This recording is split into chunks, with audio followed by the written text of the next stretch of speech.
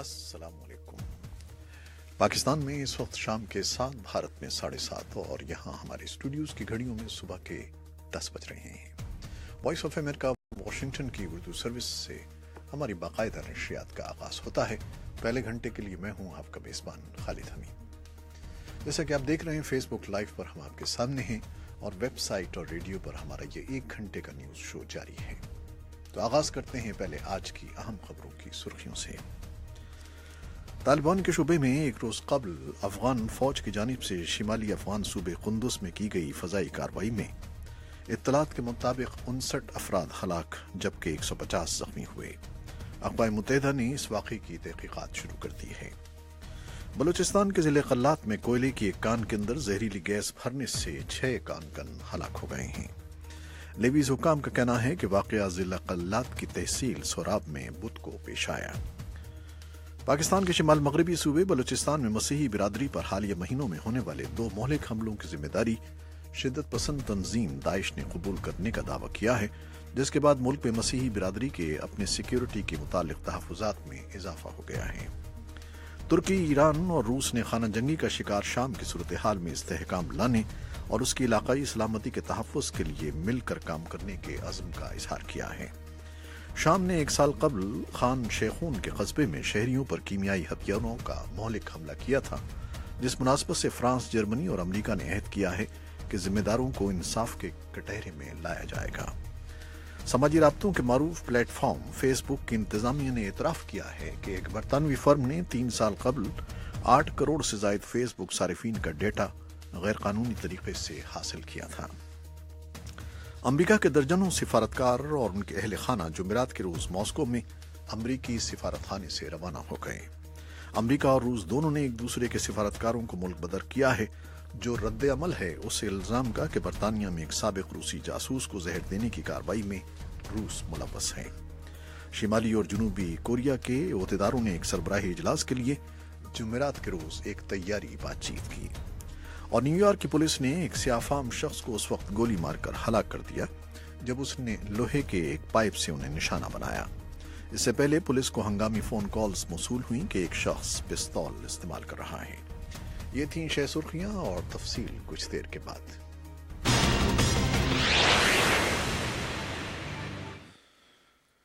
اور اب خبروں کی تفصیل۔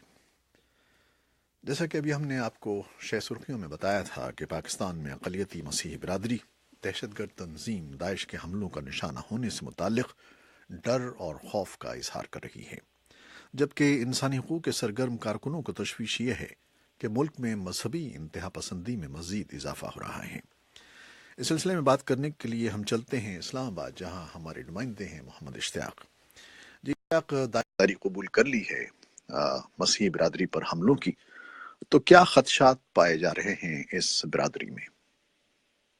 جی، پاکستان میں مسیحی برادری کو اس سے قبل بھی مختلف طرح کے جو سلامتی کے خدشات ہیں وہ لاحق رہے ہیں۔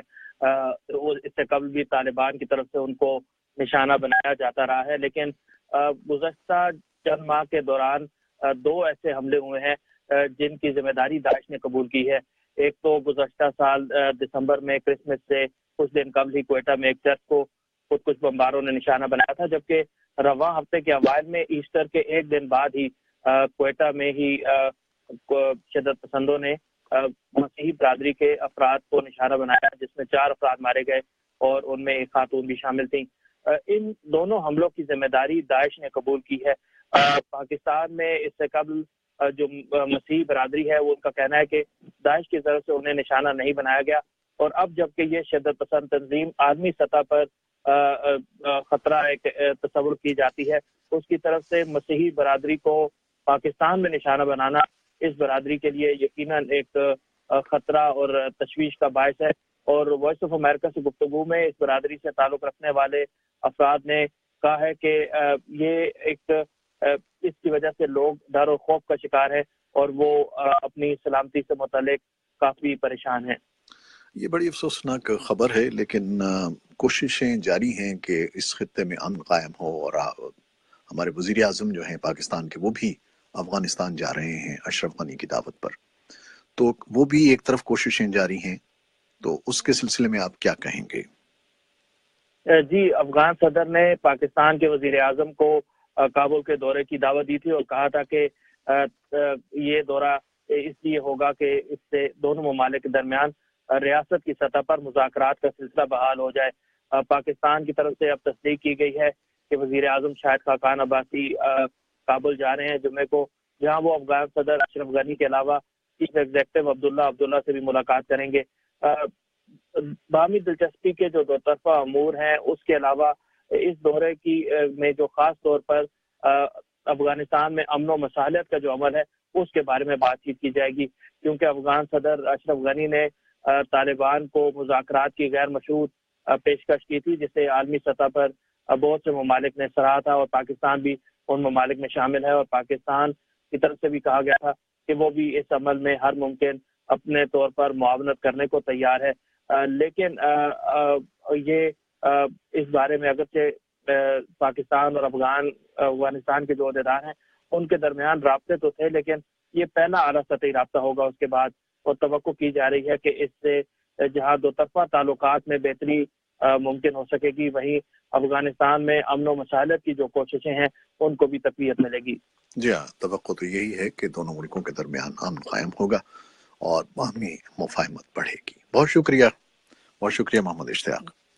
تو یہ ہمارے نمائندے تھے اسلام آباد میں محمد اشتیاق، جن سے ہم گفتگو کر رہے تھے۔ بلوچستان کے ضلع قلات میں کوئلے کی ایک کان کے اندر زہریلی گیس بھرنے سے 6 کان ہلاک ہو گئے ہیں۔ لیویز حکام کا کہنا ہے کہ واقعہ ضلع قلات کی تحصیل سوراب میں کو پیش آیا۔ کان چند ماہ قبل ہی زیر زمین موجود کوئلے نکالنے کے لیے بنائی گئی تھی، تاہم اس سے کوئلہ نکالنے کا کام شروع نہیں کیا گیا تھا۔ طالبان کے شعبے میں ایک روز قبل افغان فوج کی جانب سے شمالی افغان صوبے قندوز میں کی گئی فضائی کارروائی میں اطلاعات کے مطابق 59 افراد ہلاک جبکہ 150 زخمی ہو گئے ہیں۔ اقوام متحدہ نے اس واقعے کی تحقیقات کا حکم دے دیا ہے۔ حملے میں بچ جانے والے عینی شاہدین اور دیہاتیوں نے بتایا کہ صوبہ قندوز میں طالبان کے زیر کنٹرول دشت آرچی کے ضلع میں شدت پسندوں کو نشانہ بنایا گیا، جس کے نتیجے میں درجنوں شہری ہلاک ہو گئے، جن میں بچے بھی شامل تھے جو ایک مذہبی تقریب میں شرکت کے لیے جمع تھے۔ ترکی، ایران اور روس نے خانہ جنگی کا شکار شام کی صورتحال میں استحکام لانے اور اس کی علاقائی سلامتی کے تحفظ کے لیے مل کر کام کرنے کے عزم کا اظہار کیا ہے۔